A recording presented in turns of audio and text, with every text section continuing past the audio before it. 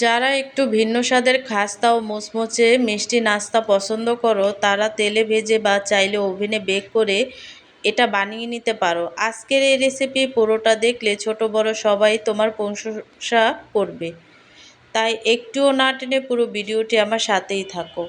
তো এই নাস্তাটি তৈরি করা খুবই সহজ, কিন্তু খেতে হয় দুর্দান্ত। তোমরা যদি বাসায় একবার হলেও ট্রাই করো তাহলে কিন্তু বুঝতে পারবে নাস্তাটি কতটা লোভনীয়।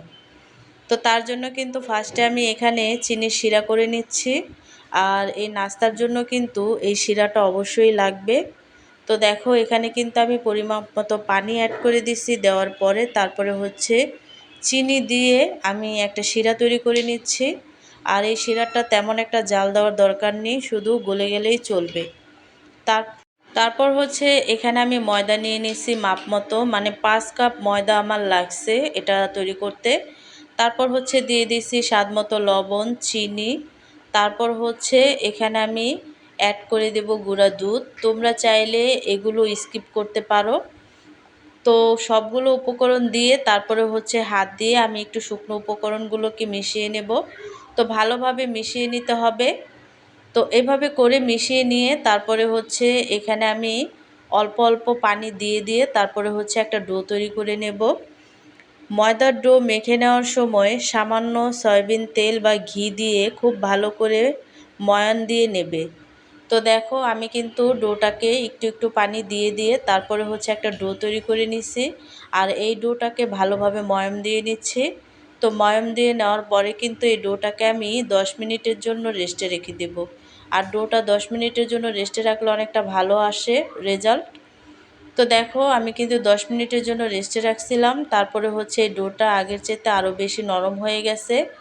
তো এই ডো থেকে আমি লিচি কেটে নেব, আর কি যেই কয়টা নাস্তা আমি তৈরি করব সেই কয়টা লিচি আমি কেটে নেব।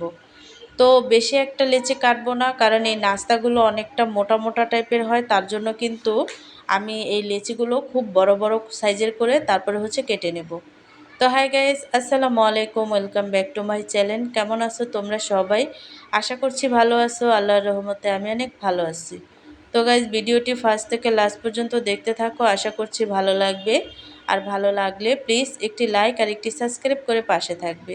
তো 5 কাপ ময়দায় আমার 4টা লিচি হয়েছে। তো একটা লিচি আমি নিয়ে নিছি এই রুটি বেলার জন্য।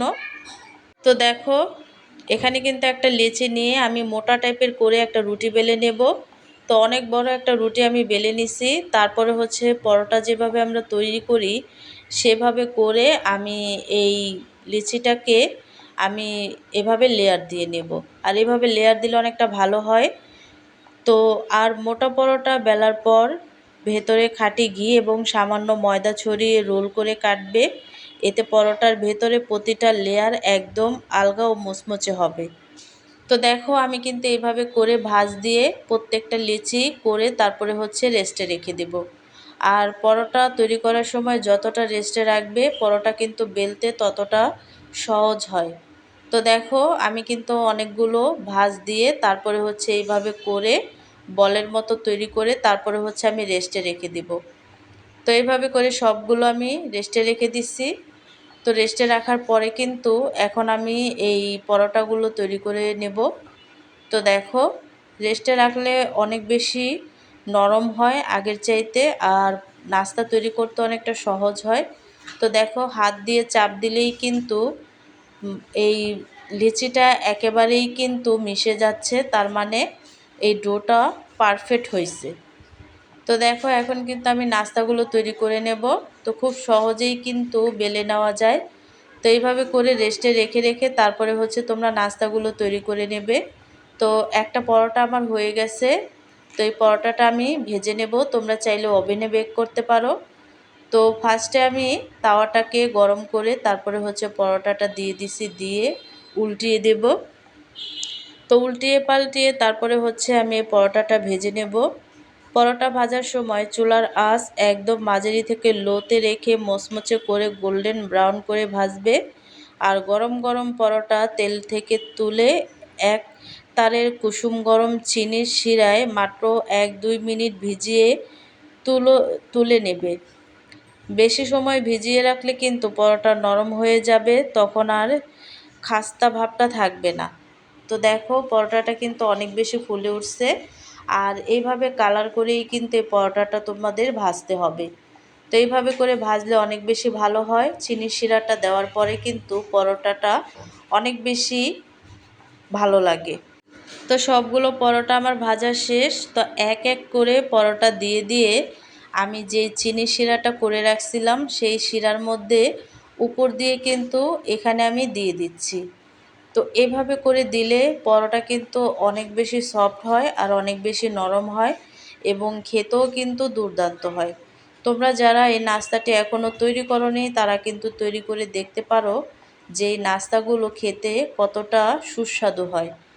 তো দেখো আমি কিন্তু সবগুলো পরোটা দিয়ে তারপরে হচ্ছে উপর দিয়ে চিনি শিরাটা আমি অ্যাড করে দিচ্ছি।